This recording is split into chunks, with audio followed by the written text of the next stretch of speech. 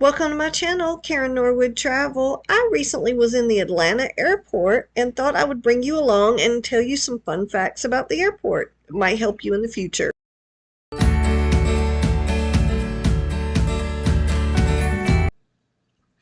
So my first fun fact is, did you know that the Atlanta airport is the busiest airport in the world, moving around 275,000 passengers a day?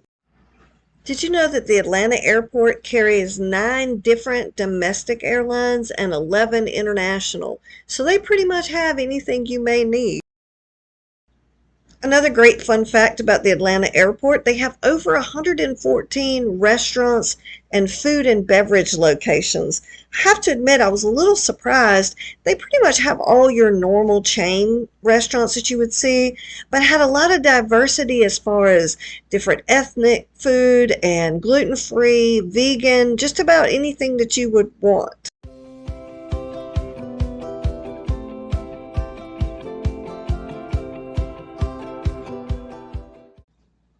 Some other interesting things I found is a CVS vending machine.